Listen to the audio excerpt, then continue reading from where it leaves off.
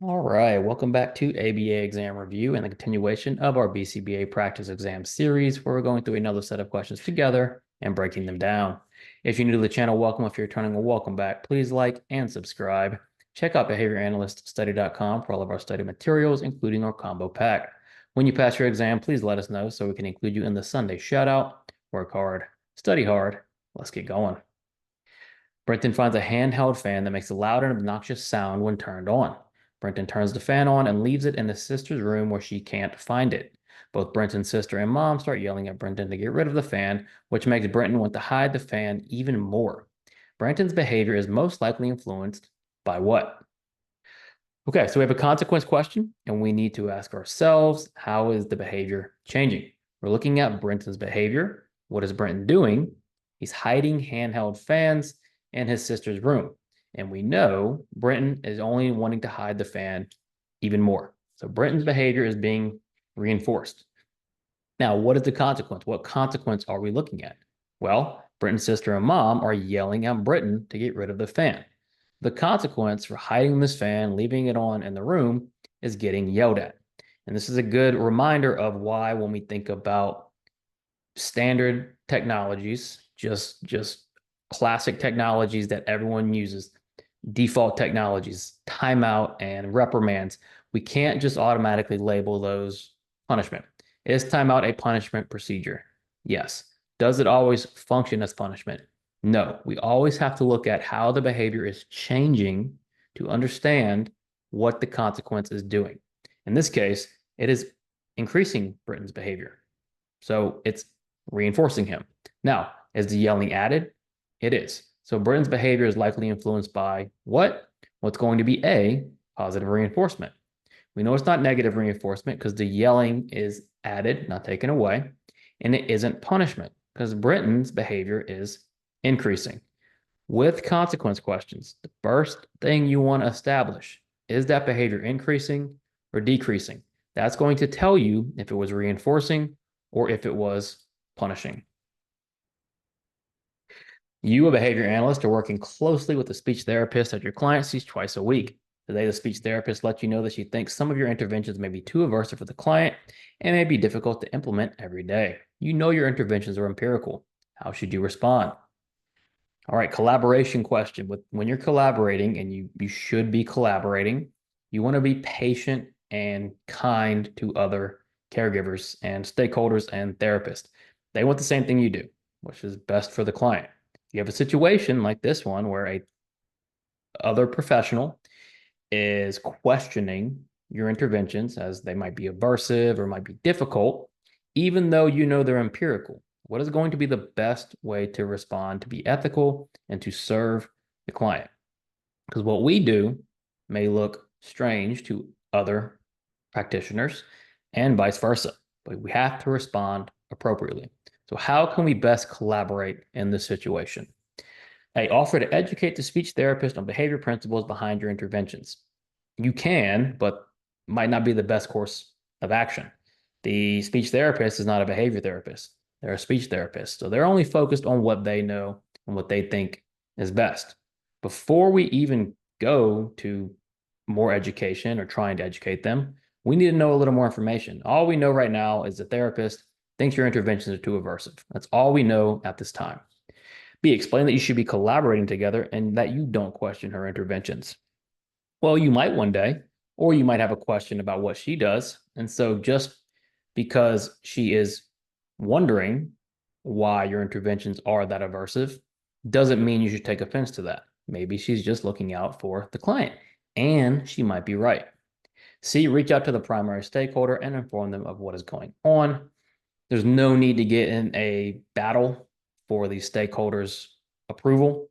If you believe that another therapist is harming the client, it's one thing. But just because they questioned your methods doesn't mean you need to take offense and then try to get the stakeholder involved when they don't need to be involved. What we have to do here is just seek further explanation from the speech therapist. Be an adult, be a grown up, have a conversation about it, and figure out what it is exactly that is bothering the therapist. Once you've done that, then we can take other action. If they're right, then you can work on changing it. If they're wrong or you don't think they're right, then maybe you offer to explain further what your methods are. But the first thing you want to do is get more explanation and collaborate with this speech therapist. Thomas reads from a book out loud, see Spot run. He then says to his friend, "Do you like this book?" To which his friend replies, "No, I hate this book." Which verbal operant is not present in this scenario? Kind of a different verbal operant question. We are breaking down a verbal interaction between Thomas and his friend, and we need to identify what verbal operants have taken place. Remember, verbal operants, there's a speaker or verbal behavior. There's a speaker and there's a listener. The speaker speaks, the listener listens, and then the listener, when they speak, becomes a listener, or the speaker becomes a listener, back and forth, back and forth. So let's break this down. Thomas first reads from a book out loud, see Spot run. So he's reading from a book out loud. When we read from a book out loud, what do we call that? Well, it's going to be likely a textual. He then says to his friend, so he's the first verbal operant is textual, evoked by this book, and he's reading it. He then turns to his friend and says, "Do you like this book?" What is he doing now? Well, he's demanding for information. He's asking, he needs information, so he's demanding to his friend. His friend replies to the demand, "No, I hate this book." So what has this friend engaged in? His friend has engaged in an interverbal because this behavior was evoked by a verbal SD, to which his friend replied without point-to-point correspondence. So we have a textual, Thomas reading the book. We have the interverbal, his friend, "No, I hate this book." We have a mand with Thomas asking for information. What we don't have is a tact. Nobody is labeling a non-verbal stimulus. So the verbal operant not present is a tact. Notice how we broke each one down. We identified, okay, what evoked the behavior, and was there point-to-point correspondence? Was there formal similarity?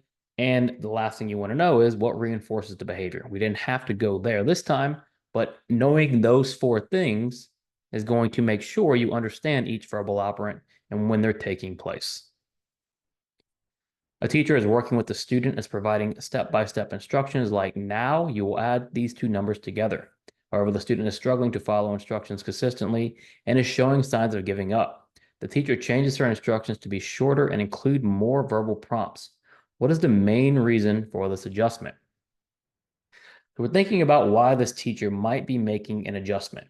And what is that adjustment? What do we know so far? Well, we know the teacher changed her instructions to be shorter with more verbal prompts. And why does she do that? Well, the student was struggling to follow instructions and wanted to give up. So now she's changed the instructions. She's altered the instructions. They're shorter. They have more verbal prompts. What would be the main reason for that change? A, to decrease the student's reliance on physical prompts and promote independence. Well, we don't have any indication that physical prompts are present, so A doesn't make much sense. It's a good example of why we need to really understand all information given before going to the answer choices. B, to make the instructions more engaging and fun for the student. It's not about fun necessarily, but she does need the student to follow them consistently. It's not necessarily about fun, but maybe it's about C, make the instructions clear and reduce errors. Because if the instructions are clear and there is a reduction in errors, that directly confronts the issue of the student struggling to follow the instructions and giving up. If the instructions are clear, they might not struggle to follow instructions, and if errors are reduced, they might not give up. And then D, to increase the difficulty of the instructions in order to strengthen the student's skills. The teacher is not trying to make it more difficult. She's trying to get the student more engaged and continue the student's progress instead of having the student give up. Tanya brings her staff to an escape room as a team building exercise. One of the puzzles in the escape room requires all members of the team to answer a trivia question correctly. Only once all members answer correctly will the next puzzle open up. What type of group contingency is this? Group contingency question. We have three types of group contingencies: independent, interdependent, independent. When we have an independent contingency, each person is responsible for their own reinforcement. When we have an interdependent, the whole group is responsible for the whole group's reinforcement, meaning everybody has to do whatever is required. A dependent is that hero procedure where we select one person in the group or a sample of the group, and they're responsible for the group's reinforcement. So in this case, we have a situation with Tanya brings her staff to an escape room, and one of the puzzles requires all members, giveaway, to answer the trivia question correctly. Only once all members have done it, the puzzle opens up. So everybody in the group is responsible for the whole group. What type of contingency is that? Well, we know it's not independent because independent, each person's responsible for themselves.